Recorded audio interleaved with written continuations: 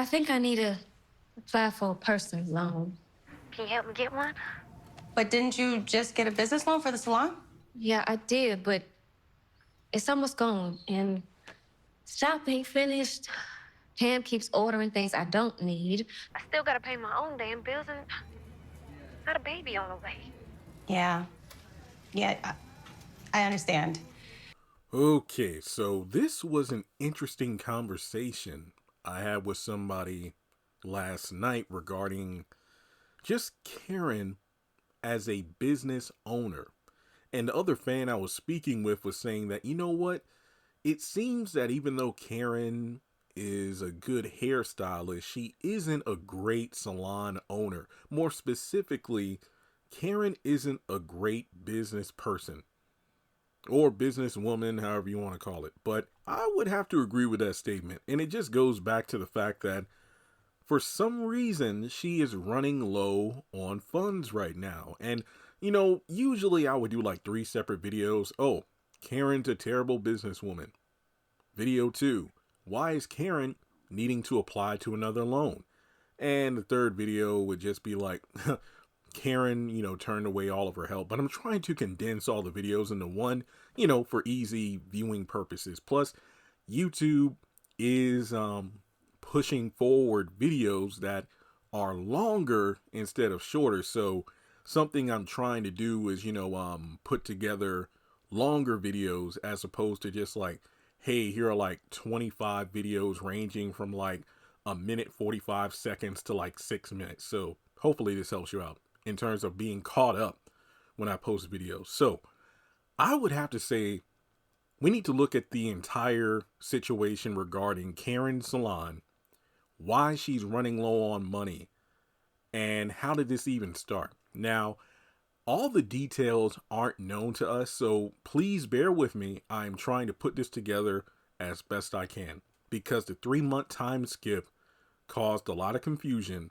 And even before that, for whatever reason, Tyler never wrote it into the script how much it would cost to repair the salon. So Brian brought Karen an estimation of, hey, it'll take us about 5 months to repair your old salon, and here's how much it would cost, including all these different discounts and whatnot.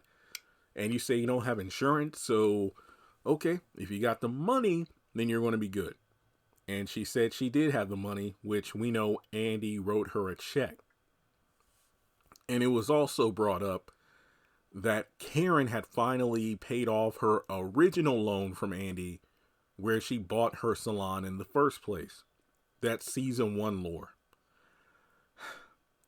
Even though we to this day have not found out what Karen did with the $77,000 Zach repaid her, my own headcanon is perhaps she used part of that money to pay back her loan to Andy. And going back to Karen not being a great business person, I will never forgive her for not taking part of that money as soon as Zach gave it to her to reinstate her insurance on the building. Remember, she got rid of the insurance to save money when Isaiah took a bunch of her customers away from the salon, and she was running low on funds. But as soon as Zach gave her that $5,000 in cash, $72,000 check, she should have paid whatever the insurance was and got it back on the building, because if she had, this situation wouldn't be as dire as it is now. Moving on. Karen shows up to the salon. Brian says he's ready to get to work, but he has a different offer. Hey, just want to show you a different option if you want to take it. Near your old shop is a building I constructed. The old owner ran into some issues and he had to give up the building. Why don't you buy it? You'll be owner. And Karen kept saying, look, I don't know if I got the money for all that. And Brian was like, well, no. See, I know what you're paying for this shop here because I know the landlord. It's the same as if you would just get this building, but the only difference is you would be the owner, which implies that, hey, all the money that you usually would be paying in terms of like rent, convert that into owning a building so you won't have to deal with that. You're the owner. I mean, you will have to pay for like maintenance and electricity and whatnot, but you won't have to be paying anybody else because you own the building. So I guess that, I guess, sorry, I'm just really trying to piece this together. I guess Karen took that check that Andy gave her and then used that money to purchase the building. Then she took a business loan with Sabrina's bank, and that money was utilized to cover the renovations because Brian said, hey, you know what? If you purchase this building, me and my team, we can get it fixed up for you 4 months tops. 4 months tops. A month earlier than, hey, you can give me that check and I'll fix up your old shop. 5 months. So she decided to talk with, what's her face, Chelsea. They got things worked out and then progress started. But at some point during the construction, Brian left because his wife apparently wasn't liking the vibe of her husband and Karen. So then a new contractor came in. We don't know when during the 3-month time skip this occurred, but regardless of when it happened, I'm willing to bet this new contractor was probably more expensive than Brian was because Brian kept giving her discounts in softball, pitches in terms of how much the base price would cost. And I mean, even Chelsea mentioned like, oh, he must really like you. He's riding you around in his vehicle. He only rides his wife around. And on top of that, the price he's telling you for this building is lowball. So I'm guessing that as soon as the new contractor came in, hey, as Fat Joe said, price went up. Yesterday's price is not today's price. And Karen, that loan she got from the bank was burning up pretty quickly.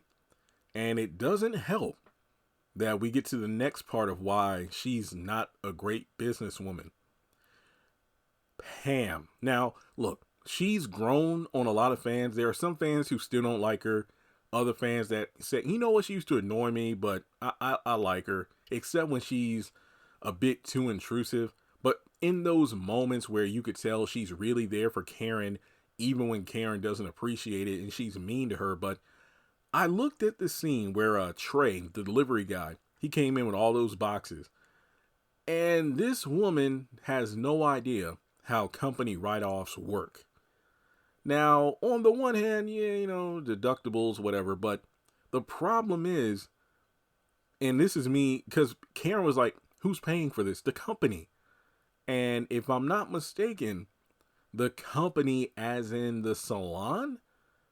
And by paying, you mean coming out of the money that was given to you by the bank via the loan. So, yeah, she's like, oh yeah, it's candles and rugs, aesthetic things that I saw, or decor items I saw on social media. And then she has bull semen, which she's using for her hair care products. So, okay, I think this is messed up for so many reasons. Has Karen known Pam to create her own hair care products before? Is this an experimental hair care product? I mean, imagine if you sell that stuff in a salon and it turns out to be a very bad product that, typical in sitcom fashion, the hair care product makes the user lose their hair, changes into a different color, like green or something, and then they can get sued. I think this is an awful idea. And also, somebody, the person I was speaking to about this was like, well, Pam only goes as far as she's allowed, and Karen has yet to put her foot down. And it's sad because it's just another reason why you wonder why Pam is still on the job. And something else I was talking to this person about was, so fast forward, let's say 4-5 months, Karen's on maternity leave after having the baby. Is she going to leave Pam in charge again? Or will she have somebody more reliable in charge? It's going to be Pam. It is, and it's sad when you look at it from that perspective, because yet again, you have Karen like she hasn't learned a thing. Now, heaven help her, I hope that she at least has insurance on this shop. Something tells me that when she signed the paperwork and whatnot, Brian made a point to say, look, this time around, you better make sure you have insurance. That way, if anything happens, you won't be in the predicament you are now. But I think it is really, really sad that this woman who prides herself on, being self-sufficient and whatnot has to, get money from her friends to pay for her business. And then when she's given the money, she's running out of it. And when you think about it again, I don't feel bad for her because Zach wrote her a check, ripped it up, cussed her out.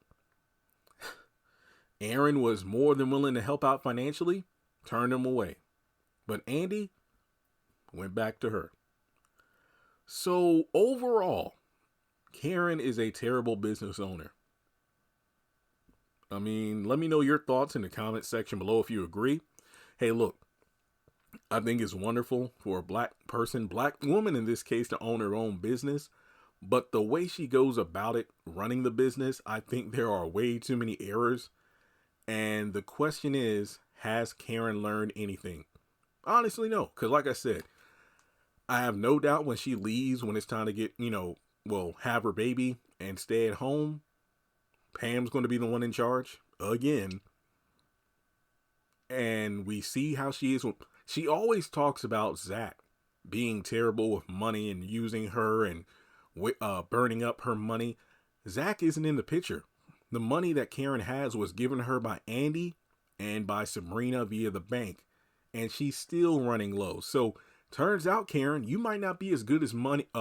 You may not be as good with money as you claim to be. So I know a lot of people will just say, well, Jeremy, the reason that Pam is still aboard is because, well, look at it. Karen is about to open up her shop, and we can assume over the past few months, no one's really been there to help her out aside from Pam. That is actually pretty accurate. And look, I am not trying to shame women who are pregnant and still working. Not at all. But you would think that at least a few other people might be there trying to help out, because she has other hairstylists. And I'm going to assume that once the salon is open, Karen's employees will be back and working. So even though we don't see them on screen, are we to assume that, when the construction team is doing their thing during the day, maybe Karen's other employees are there helping out too? Or could they be working at other places now? I don't know, but you would think with her being 5 months or so pregnant, she wouldn't be doing as much, because I'm just wondering if Miss Lisa, who we know will be there next week, I wonder if Miss Lisa is aware that her daughter, lifting all these boxes, and thankfully Pam is there to kind of stop her from overworking. But based off what Pam's been saying in the past couple episodes, these two stay quite long periods of time, every day trying to get the shop ready, especially with the opening right around the corner. And you would think, going back to my earlier point about Pam buying all this stuff, thinking that the company pays for it as write-offs, she knows that this salon opening is a big deal because she didn't want to get a second job and she was desperate to get paid. So the faster this salon is up and running and there's money left from the loans, that means she's more likely to get paid. But she's more interested in social media and whatnot and buying all this stuff and blowing through the funds. Now, don't get me wrong, the social media attention will be good when the grand opening happens, but it just seems that the trailer and the synopsis is right.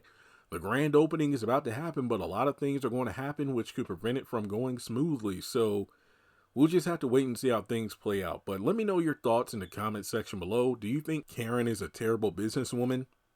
Let's talk about it.